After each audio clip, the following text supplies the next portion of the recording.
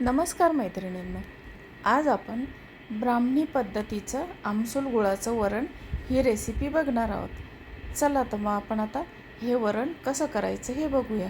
आता या ठिकाणी मी 1 वाटी भरून तुरीची डाळ घेतलेली आहे आणि आता ही तुरीची डाळ आपल्याला स्वच्छ धुवून शिजवून घ्यायची आहे. चला तर मग आपण आता दोन्ही कुकरला लावून घेऊ. आता यामध्ये डाळ बुडेल एवढे पाणी मी टाकलेलं आहे आणि त्यामध्ये आपल्याला आता हळद टाकलेली आहे आणि थोडासा हिंग टाकायचा आणि त्यानंतर झाकण लावून आपल्याला त्याच्यात 3 शिट्ट्या करून घ्यायच्या आहेत. अगदी सुंदर असं हे आंबट गोड वरण तयार होतं.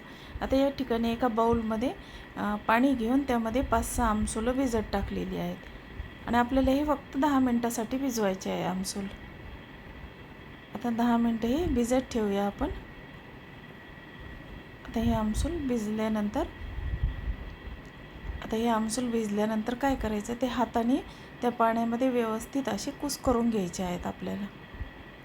तर बघा, अशा पद्धतीने हे आपण कुस्करून घेऊया आणि त्यामधले आमसूल सर्व काढून टाकायचे आणि ते फक्त पाणी आपल्याला घ्यायचं आहे. आमसूलाचा सार घ्यायचा आहे, फक्त पाणी घ्यायचं आहे ते. आणि आता यामध्ये काय काय टाकणार आहे, यामध्ये कढीपत्ता घेतलेला आहे, लसूण, कढीपत्ता आणि कोथिंबीर आणि थोडासा गूळ घेतलेला आहे. आता हे एवढं यामध्ये टाकायचं आणि तुम्हाला जर नैवेद्य दाखवायचा असेल तर तुम्ही लसूण टाकायचं नाही, लसूण नैवेद्याला चालत नाही. आता या ठिकाणी आता ही डाळ आपली शिजून झालेली आहे. आता आपण ही डाळ व्यवस्थित अशी बारीक करून घेऊया, मिक्स करून घेऊया अशी. आता हे वरण आपण घोटून घेत आहे व्यवस्थित. बघा, पाणी न टाकताच आपल्याला ते वरण मिक्स करायचं आहे आणि आता यामध्ये पाणी टाकून पुन्हा एकदा ते व्यवस्थित मिक्स करून घेऊया पाण्यामध्ये. चला तर मग आता हे सर्व व्यवस्थित पाण्यामध्ये मिक्स करून घेऊया. आता हे तर पाणी न टाकता जर ते मिक्स केलं तर छान मिक्स होतं आणि नंतर पाणी टाकायचं त्यामध्ये, नाही तर मग डाळ तशीच राहते पाणी टाकून जर ते आपण सारखं केलं तर. आता हे वरण मिक्स झाले आहे. आता फोडणी करून घ्यायची आहे.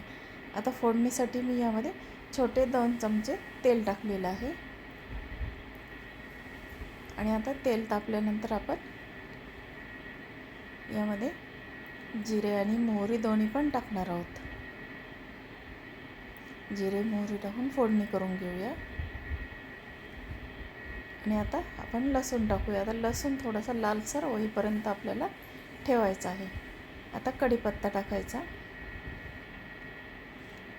आणि आता यामध्ये आपण लाल मिरची पावडर लाल होईपर्यंत ठेवायचा. आता व्यवस्थित आता हा लाल झाला. आता हा लालसर झाला आहे. यामध्ये आपण हळद, हिंग, लाल मिरची पावडर, थोडासा मसाला टाकलेला आहे, गरम मसाला.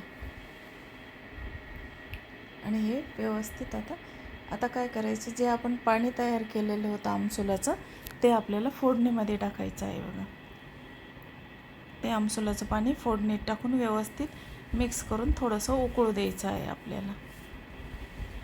आणि आता ते वरणसारखं केलेलं आपण त्यामध्ये टाकून घ्यायचं आहे.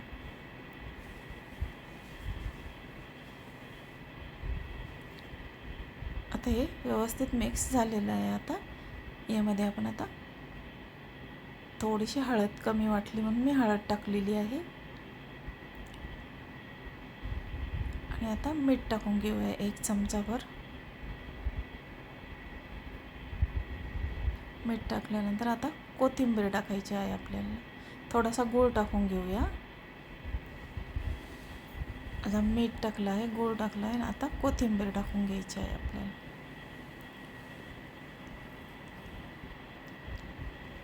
आता हे व्यवस्थित पुन्हा एकदा चमच्याने मिक्स करून घेऊया आणि याला उकळी येऊ द्यायची आहे आता.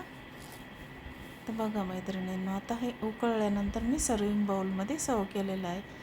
रेडी झालं आहे आपलं आमसूल गुळाचं वरण. अगदी टेस्टी असं हे वरण तयार होतं. तुम्ही नक्की करून बघा आणि मला कमेंट्समध्ये सांगा.